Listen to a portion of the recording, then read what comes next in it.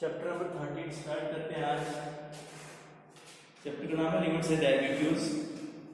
इसका पहला टॉपिक है हमारे पास intuitive idea of derivatives. Intuitive idea of derivatives. Derivatives physically हम देखें, फिजिकली इनसे हम क्या फाइंड करेंगे, मतलब derivatives rate of change, instantaneous rate of change, instantaneous rate of change in one quantity with respect to other quantity with respect to other, और geometrically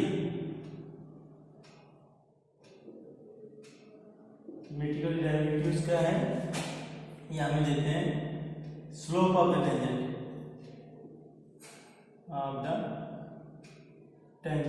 eight a point, slope of tangent to the curve at a point. कोई भी curve उसके किसी point पे जो tangent पास कर रहा है,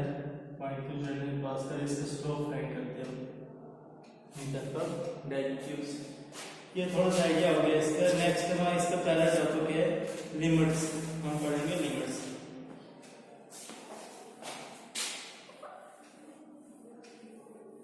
लिमिट सिंपली होता है क्या है, किसी पॉइंट पे एक्सपेक्टेड वैल्यू, हमें लिमिट क्या देता है, किसी पॉइंट पे expected value of the function की एक्सपेक्टेड वैल्यू, इसको हम क्या बोलेंगे, limit of the function. Limit हमारे पास देखो, पहले इसका थोड़ा सा आइडिया देते हैं। कोई भी फंक्शन है f of x is equal to 3x square plus 5, तो इसकी किसी भी रियल नंबर में वैल्यू फाइंड कर सकता हूँ। देखो जैसे मान लो 2 पे इसकी वैल्यू फाइंड करें फंक्शन की, तो ये पॉइंट 2 पे क्या वैल्यू दे रहा है, 3 × 2 का square plus 5 which is equal to, ये आ जाएगा 2 स्क्वायर इज 4 3 is 12 12 5 वैल्यू का 70। किसी पॉइंट पे 0 पे क्या वैल्यू देता है, 3 × 0 square plus 5 which is equal to 0। कोई दूसरा फंक्शन लेता हूं मैं, कोई भी f(x) is equal to x square, किसी पॉइंट पे वैल्यू निकाला फॉर 5 इज इक्वल टू 5 का स्क्वायर इज इक्वल टू 25। हर पॉइंट पे वैल्यू देगा किसी रियल वैल्यू पे। ऐसे फंक्शन लेता हूं x square, function x square minus 4 upon x minus 2, x square minus 4 upon x minus 2। तो अब ये फंक्शन जो माइनस 2 पॉइंट पे क्या नॉट डिफाइंड है, तो इसकी माइनस 2 पे कोई भी वैल्यू नहीं आएगी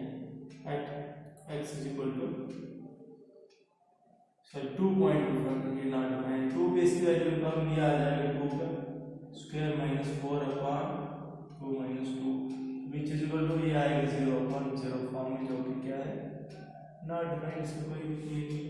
तो अब with the help of limit हम इस पॉइंट पे भी एक्सपेक्टेड वैल्यू निकाल सकते हैं। देखो अब इसमें देखो क्या है, इस पॉइंट पे क्या वैल्यू हो सकती है, ये इसकी एग्जैक्ट तो कोई वैल्यू है ही नहीं। तो यहाँ से देखता हूँ मैं x, यहाँ से लेता हूँ मैं f of x,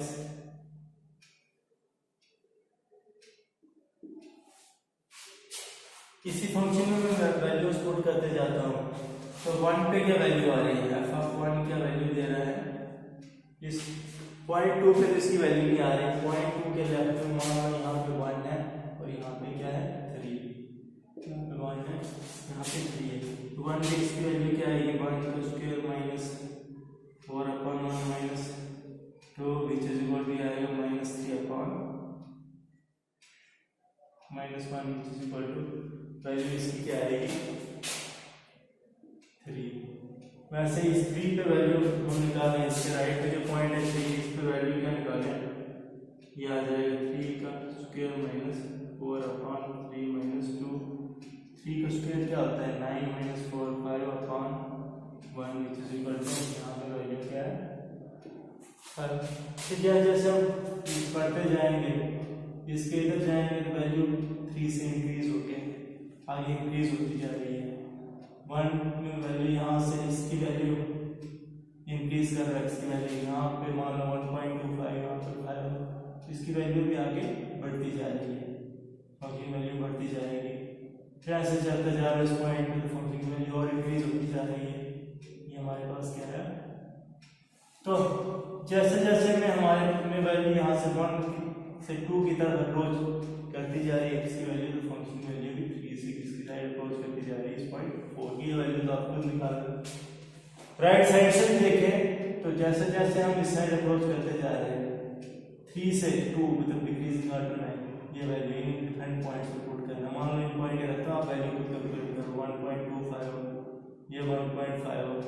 ये 1.75, ये 1.9, वैल्यू देकर 4 का अप्रोच करेंगे। यहाँ भी ये मान लो 3 है, इधर मैं लेता हूँ 3.2.75, 2.5, यहाँ पे रखो 2.5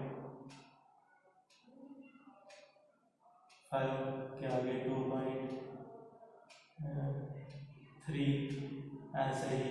2.1। यहाँ से वैल्यू जो है इसकी डिक्रीज होती जाएगी, जब किसको अप्रोच करेगी 4 को। 2 पे एग्जैक्ट डायरेक्ट इसकी तो कोई वैल्यू नहीं, बट इसकी एक्सपेक्टेड वैल्यू जैसे हम यहाँ से बढ़ते जा रहे हैं वैल्यू इंक्रीज होती जा रही है। यहाँ से इसकी 3 की वैल्यू डिक्रीज कर रहे हैं, फंक्शन की वैल्यू भी डिक्रीज होती जा रही है। इसका मतलब काम के लिए अप्रोच कर रही है 4 को। जैसे जैसे x2 पे अप्रोच कर रहा है, फंक्शन का वैल्यू कहाँ पे अप्रोच कर रही है, मतलब लिमिट हमें क्या देते हैं, एक्सपेक्टेड वैल्यू अप्रोचिंग वैल्यू। किसी पॉइंट पे भी जाए तो लिमिट हमें उसकी एक्सपेक्टेड वैल्यू फाइंड कर सकते हैं। जहाँ पे डायरेक्टली कोई वैल्यू निकले तो वहाँ पे हमने लिमिट का यूज करके उसकी एक्सपेक्टेड वैल्यू निकालनी है। तो देखो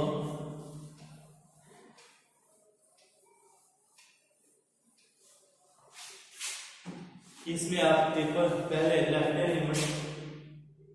क्या है, लेफ्ट हैंड लिमिट आएगी। लेफ्ट हैंड लिमिट क्या है, इसको डिनोट करोगे आप इससे limit x tends to a। किसी पॉइंट पे लेफ्ट हैंड लिमिट क्या होगी, limit x tends to a f of x, और इसे नोट करिए ये क्या देगी हमें, expected value of x, expected value of f at left of ए।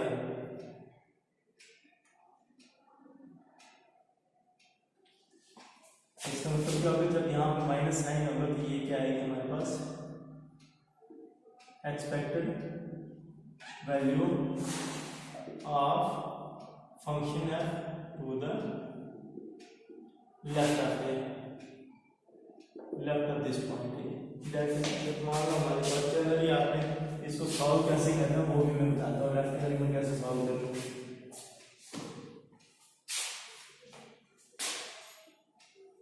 ये कोई रियल नंबर लाइन है, यहाँ पे कोई पॉइंट है, इस पे डायरेक्ट वैल्यू नहीं आ रही है, इस पे आपके पास कोई भी डायरेक्ट वैल्यू नहीं आ रही है, कोई रियल नंबर लाइन। इस साइड इनफिनिटी, इस साइड माइनस इनफिनिटी का अप्रोच कर रहा है, तो ये x डायरेक्ट वैल्यू नहीं आ रही, तो आप क्या करोगे, फिर इसके लेफ्ट में आओगे, थोड़ी सी चेंज लेके लेफ्ट में आओगे। इस पॉइंट का नाम ये है, तो ये रखोगे a माइनस एच। एच क्या है, यहाँ से यहाँ तक का डिस्टेंस, एक छोटा सा distance, a minus H left में। यहाँ पे फंक्शन की वैल्यू आ रही है, यहाँ पे नहीं आ रही है, तो आप क्या करोगे, देखो इसको सॉल्व कैसे करना है, लेफ्ट हैंड लिमिट की डेफिनेशन है,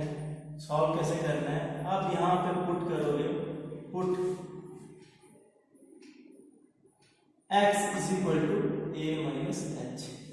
ए पे वैल्यू नहीं इसकी डायरेक्ट आ रही, तो आप क्या पुट करोगे, x को a माइनस एच। फिर यहाँ पे कंडीशन आएगी एज, देखो जैसे जैसे हम अब एक्सपेक्टेड वैल्यू निकालेंगे, जैसे जैसे हम x की value towards the a approach करेंगे, x टुवर्ड्स a अप्रोच करेगा, h की वैल्यू क्या होती जाएगी, 0। जैसे जैसे ये पॉइंट इधर जाएगा, इधर जाएगा, इधर जाएगा, तो ये हमारे पास h जो है, h की विड्थ है, x की वैल्यू जैसे जैसे a के अप्रोच करेगी, h की वैल्यू किसके अप्रोच करेगी, 0 के अप्रोच करेगी। यहाँ कंडीशन आती है as x approaches to a, h approaches to 0। तो therefore जो ये फंक्शन आपके पास इसकी लेफ्ट हैंड लिमिट जो है, limit x tends to a f of x को आप लिख सकते हो is equal to limit h tends to 0, यहाँ पे लिमिट h टेंड्स टू 0 इसके अकॉर्डिंग लिखो, और यहाँ पे f ऑफ x की जगह क्या लिखोगे आप, ये लेफ्ट हैंड को सॉल्व करने का वर्किंग रूल। दूसरा राइट हैंड लिमिट देखो, हर फंक्शन के लिए इस रूल से आप उसकी लेफ्ट हैंड लिमिट निकाल सकते हो। राइट हैंड लिमिट क्या है, hand limit, right hand limit को आप नोट करोगे, limit x tends to a कोई जनरल पॉइंट, प्लस साइन मतलब from right side f of x, ये इसका मतलब क्या होता है, expected value of f to the right of a, right of a, point a के राइट से एक्सपेक्टेड वैल्यू आएगी, उसको हम क्या बोलते हैं, राइट हैंड लिमिट। तो फिर इस a पे तो डायरेक्ट वैल्यू नहीं निकल देता, राइट हैंड लिमिट के लिए हम क्या जाते हैं इसके राइट में, अगर ये a है तो a प्लस h, पॉइंट क्या है a प्लस h, क्या ये छोटा सा डिस्टेंस है रखा, यहाँ a तो ये डिस्टेंस है h, इसको पॉइंट का नाम हो गया a प्लस h। फिर यहाँ पे इसकी वैल्यू आ रही है, फिर यहाँ से देखेंगे हम जैसे जैसे x की ये वैल्यू a को अप्रोच करती है, h जो है वो क्या है, इसको अप्रोच करेगा 0, और फंक्शन की वैल्यू क्या आ जाएगी, इसमें भी जब डायरेक्ट वैल्यू नहीं आएगी तो राइट हैंड लिमिट सॉल्व करने के लिए x को आप क्या पुट करो, a plus h as x tends to, x approaches to a, h approaches to 0, h क्या होता जाएगा 0, देयरफॉर जो आपके पास है लिमिट, राइट हैंड लिमिट है a ऑफ x, ये किस में चेंज हो जाएगा, limit h tends to 0 f of a plus h, क्या आ जाएगा f of a plus h। तो इसको सॉल्व करके आगे एक्सपेक्टेड वैल्यू ले लीजिए, और लिमिट क्या होती है, लिमिट ऑफ फंक्शन जब भी लेफ्ट हैंड लिमिट और राइट हैंड लिमिट किसी पॉइंट पे कोइंसाइड करेंगे, वो कॉमन पॉइंट क्या होगा, limit of function at x equal to a।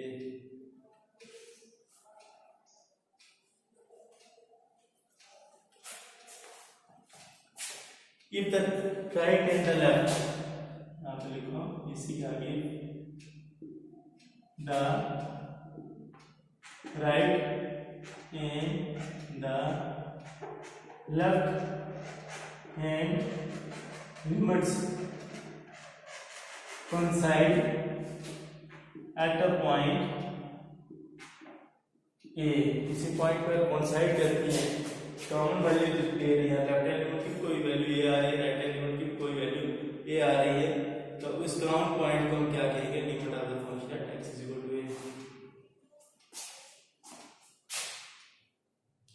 At a common point a,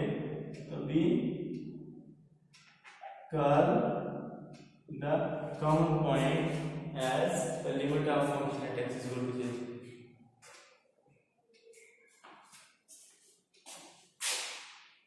That common value of function as the limit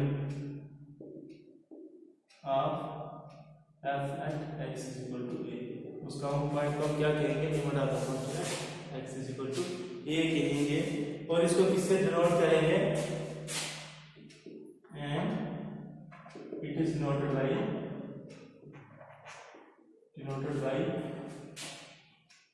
limit x tends to a f of x, इसे note किया जाएगा, जहाँ पे left hand limit और right hand limit set करेंगे, वो x tends to a f of x। Next देखो, इसका अलजेब्रा ऑफ लिमिट्स पढ़ते हैं, इसके बेस पे first theorem,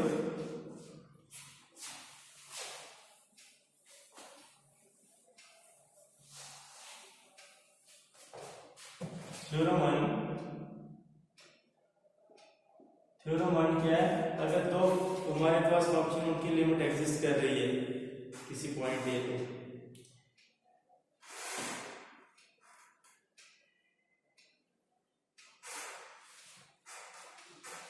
that is if limit x tends to a, और तो हमारे पास अगर कोई फंक्शन दिए गया f एंड g भी two function such that and g b, तो फंक्शन दिए गए हैं सच दैट इन फंक्शन में क्या है, limit x tends to a f of x, और दूसरी limit x tends to a gx exist, इन दोनों की लिमिट एग्जिस्ट कर रही है, देन उनके रिगार्डिंग क्या आएगा, limit x tends to a f of x plus g of x, इनके सम की होल लिमिट इसके बराबर आ जाएगी, इनके सम की होल लिमिट आ जाएगी, उसका लिख सकते हो limit x tends to a f of x plus limit x tends to a gx की इक्वल, ये आ जाएगा। माइनस के केस में भी ऐसे ही आएगा। उसके बाद limit x tends to a f x into G X, हर दो फंक्शन प्रोडक्ट में तो आप लिख सकते हो उनको होल लिमिट उनकी है, तो ये आ जाएगा limit x tends to a f x into limit x tends to a gx की इक्वल लिख सकते हो। और दो फंक्शन तुम्हारे पास कोशेंट में है तो उस केस में भी इनकी लिमिट क्या आ जाएगी, limit x tends to a function f x upon gx form में ये आ जाएगा, limit x tends to a f of x upon limit x tends to a gx, ये लिमिट ऑफ फंक्शन आएगी। उसके बाद लिमिट ऑफ पॉलिनॉमियल फंक्शन जो आती है,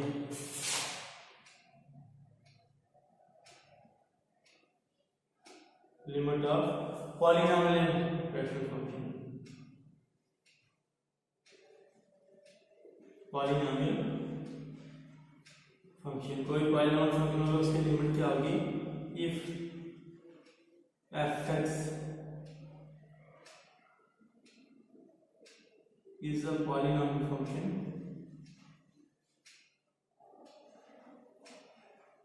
polynomial function आपके पास, तो देन इसकी limit x tends to a f of x को आप डायरेक्ट क्या लिखो, f ऑफ सीधा x रियल जो वैल्यू जिसको फाइंड करें डायरेक्ट वैल्यू फाइंड कर सकते हो आप पॉलिनॉमियल फंक्शन के, उसकी लिमिट क्या आ जाएगी, उसकी डायरेक्ट वैल्यू। फिर rational function, limit of rational function की लिमिट क्या आ जाएगी, limit x tends to a कोई मान f(x) अपॉन gx इस फॉर्म में होता है रैशनल फंक्शन, तो यहाँ भी f(x) gx से होते हैं पॉलिनॉमियल्स होते हैं, इसकी direct f of a upon g of a value लिख सकते हैं, g of a should not be equal to 0 नहीं आना चाहिए, ये इसकी लिमिट आ जाएगी रैशनल फंक्शन में, डायरेक्ट आप वैल्यू पुट कर सकते हो। नेक्स्ट देखो इसी के बेसिस पे ये थ्योरम 2 पढ़ेंगे, हम विद प्रूफ पढ़ेंगे इसको।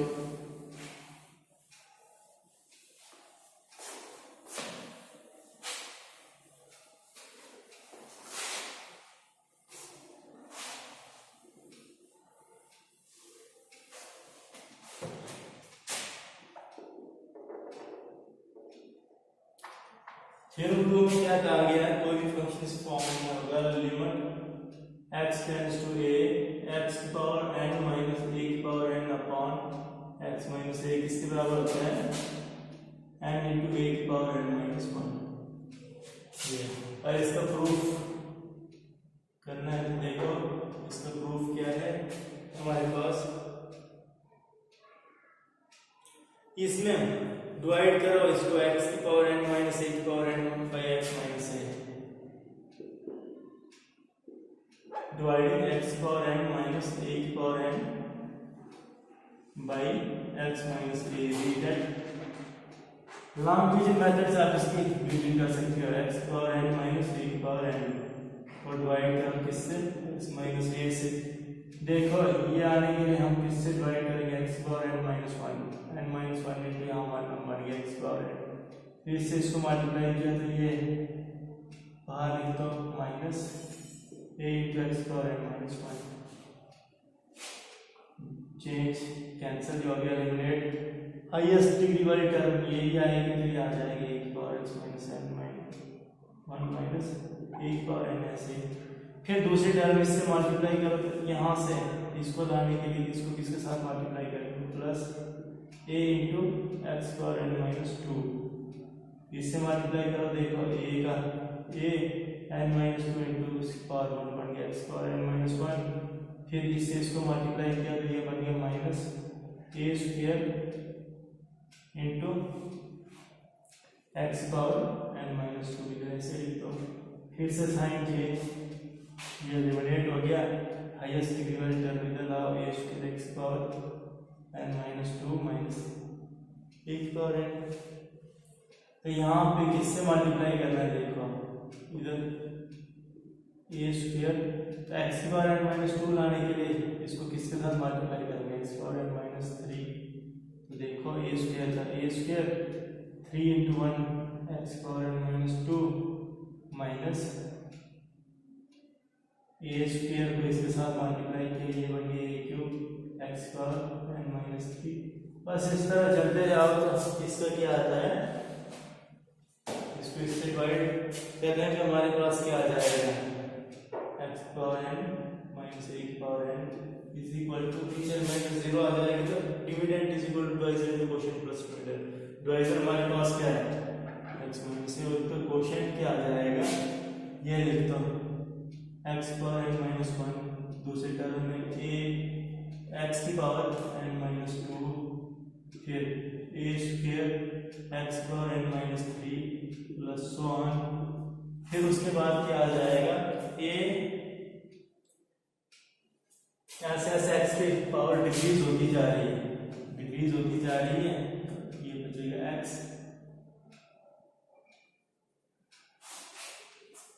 ए की पावर एन माइनस ए की पावर इंक्रीज होती जा रही है, तो ए की पावर इंक्रीज होते होते कहाँ तक पहुंचेगी, ए की power N minus two x, और लास्ट टर्म में आ जाएगा ए की पावर एन माइनस वन, ये आएगा डिवाइड करके इसके बराबर आता है, तो इन दोनों साइड से लिमिट लो, विच इंप्लाइज दैट ये किसके बराबर आ जाएगा, क्योंकि which implies that X power N minus ए की power N upon minus A is equal to किसके बराबर आएगा, X power N minus one A X power N minus two plus A square X power N minus three plus one plus A N minus two X plus A की power N minus one is equal to, therefore taking limit of both sides, limit x tends to a x power n minus a power n upon minus a किसके बराबर आ जाएगा, limit x tends to a x power n minus 1 plus a x power n minus 2 plus a square x power n minus 3 plus so on plus a की power n minus 2 into x plus a power n minus 1 is equal which is equal to, यहाँ पे देखो इसमें limit use करते थे polynomial function है, ये क्या हमारे पास वन डायरेक्ट लिमिट यूज कर दी, आ जाएगा a power n minus 1 plus a into a की पावर n minus 2 प्लस यहाँ से a स्क्वायर इंटू a की power n minus 3 plus 1 plus a की power n minus 2 into x गया a plus a की power n minus 1, ये आ जाएगा हमारे पास किसके बराबर a की पावर n minus 1, यहाँ भी इस सेम पावर्स क्या हो जाती है n minus 1, यहाँ भी यही आएगा n minus 1 इनको ऐड करना प्लस 1 प्लस a की power n minus 1 plus power n minus 1 up to n terms, n terms ये मल्टीप्लाई हुआ n टाइम्स ये मल्टीप्लाई हुआ, तो इसका मतलब ये क्या आएगा n इंटू हो गया प्रूफ। नेक्स्ट देखो इसकी थ्योरम 2 थी ये। थ्योरम 3 क्या है? लिमिट्स ऑफ ट्रिग्नोमेट्रिक फंक्शंस के ऊपर ये पढ़ेंगे हम।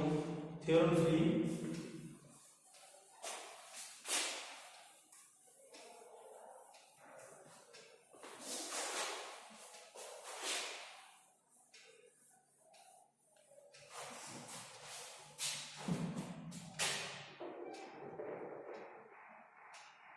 थ्योरम 3 में क्या बताया गया है?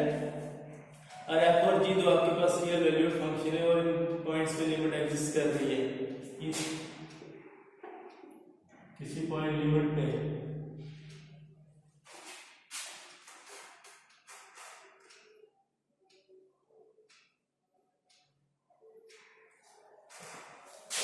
देखो दो फंक्शन दिए गए हैं, if fx is less than और इक्वल टू gx, दो फंक्शन दिए गए हैं fx और gx। तो फंक्शन fx की वैल्यू gx की वैल्यू से अगर लेस से इक्वल आ रही है तो देन आप लिख सकते हो किसी point limit x tends to a f of x भी लेस देन और equal to limit x tends to a gx। किसी पॉइंट ए की उनके लिमिट से फंक्शन fx की लिमिट भी gx की लिमिट से क्या आएगी? लेस से इक्वल आएगी। थ्योरम 4 सैंड्स थ्योरम भी कहते हैं इसको।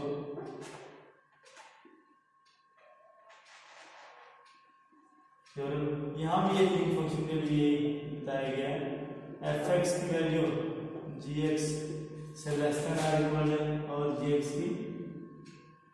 h से लेस देन और इक्वल आ रही है। देन हमारे पास किसी पॉइंट p की लिमिट भी इसी से आएगी, limit x tends to a fx is less than और equal to limit x tends to a gx is less than और equal to limit x tends to a hx।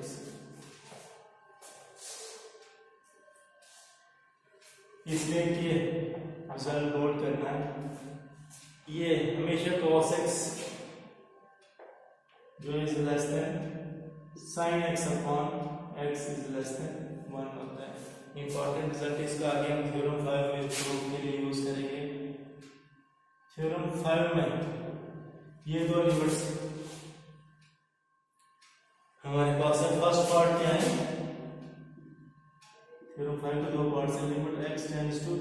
0 sin x upon x हमेशा 1 के बराबर आता है into 0 sin x upon x is equal to 1 मतलब second part में limit x tends to 0 तो 1 minus cos x upon x इसके बराबर वैल्यू देता है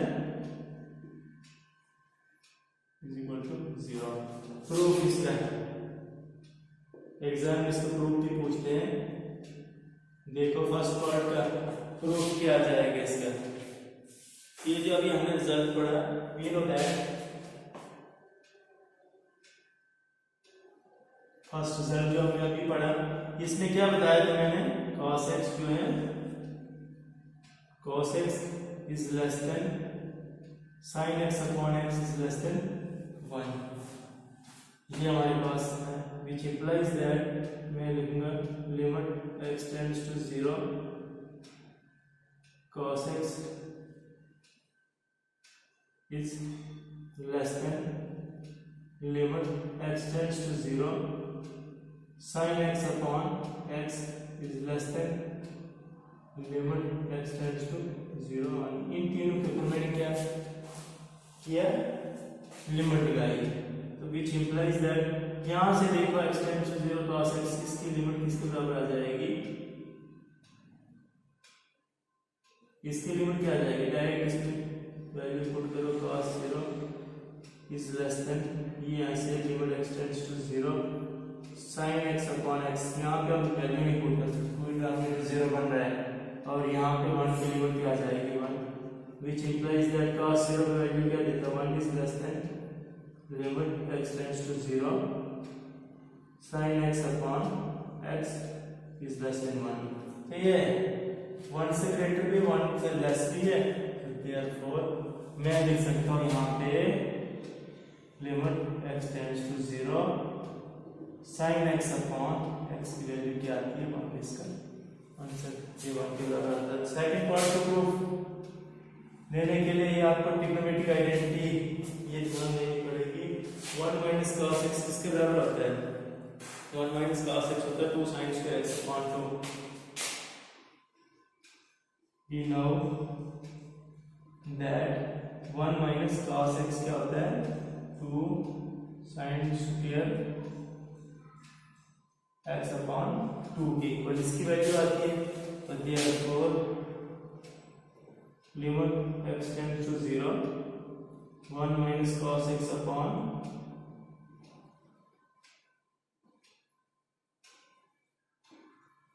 1 minus cos x upon x, इसको मैं क्या लिखूंगा, लिमिट x टेंड्स टू 0, तो 1 माइनस cos x की जगह लिखता हूँ 2 sin square x upon 2 divide by इस x का x ऐसे ही। इसी को आगे आप देखो ये आ जाएगा लिमिट x टेंड्स टू 0, ऊपर इस 2 को अभी ट्रायंगल लिखने इसको इसके डिनोमिनेटर के नीचे लिखूंगा, तो sin स्क्वायर x को मैं लिखूंगा sin x upon 2 into sin x upon 2 divide by x, और इसके नीचे ये 2 लिखने की बात है। डिनोमिनेटर आप न्यूमरेटर में लिख सकते हैं या इस न्यूमरेटर को इससे डिनोमिनेटर बना सकते हो। तो इसको लिखो अभी लिमिट x टेंड्स टू 0, ये आ जाएगा sin x upon 2 upon x upon 2, इस वाले पॉइंट के ऊपर अलग से लिमिट लो into limit x tends to 0 sin x upon sin x upon 2, इस वाले पॉइंट के ऊपर अलग से लिमिट और भी अलजेब्रा में पढ़ेंगे। दो अलग अलग फंक्शन मल्टीप्लिकेशन में है तो उनकी हम अलग अलग लिमिट ले सकते हैं। तो ये किसके बराबर आ जाएगा, यहाँ पे देखो विच इज इक्वल टू, या भी हमने पढ़ा क्या होता है, इसके पीछे वाले इसमें रिजल्ट पड़ा है x अपॉन जो आगे इसके साथ एंगल और डिवाइड वही हो तो सेम हो तो इसकी वैल्यू क्या आ जाती है 1, और यहाँ पे डायरेक्ट लिमिट यूज करें इसकी वैल्यू क्या आ जाएगी 0 विच इज इक्वल टू 1 की इक्वल हो गया। तो नेक्स्ट देखो इसकी एक्सरसाइज 13.1 एक्सरसाइज शुरू करते हैं।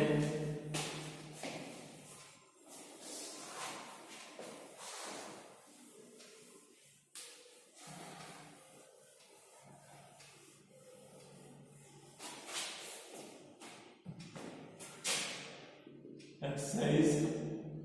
13.1 क्वेश्चन नंबर फर्स्ट क्या है हमारे पास, फर्स्ट क्वेश्चन दिया गया है लिमिट ये हमने सॉल्व करनी है, limit x tends to 3x plus 3, ये किसके बराबर आ जाएगा, पॉलीनॉमियल फंक्शन है डायरेक्ट वैल्यू पुट करो यहाँ पे, इसका सीधा लिखो 3 plus 3 which is equal to ये यहाँ पे x 6 के बराबर। सेकंड क्वेश्चन देखो question number 2, limit x tends to pi into pi x minus 22 upon 7, x minus 22 upon 7, तो ये आ जाएगा pi minus 22 upon 7 का डायरेक्ट वैल्यू पुट करनी, बट इसको 0 नहीं लिखना क्योंकि pi 22 upon 7 के इक्वल नहीं होता, ये अप्रॉक्सीमेटली इक्वल होता है इसको, इसलिए वैल्यू 0 नहीं आएगी। थर्ड इसका pi आ चुका है, इसमें डायरेक्ट पुट करो, फोर्थ फिफ्थ सिक्स्थ 6 क्वेश्चन तक आपने सॉल्व करना डायरेक्ट वैल्यूज में पुट करके, ये सभी पॉलीनॉमियल फॉर्म या रैशनल फंक्शंस हैं, इनमें डायरेक्ट वैल्यूज पुट करोगे। नेक्स्ट हम आगे कल कंटिन्यू करेंगे इसका।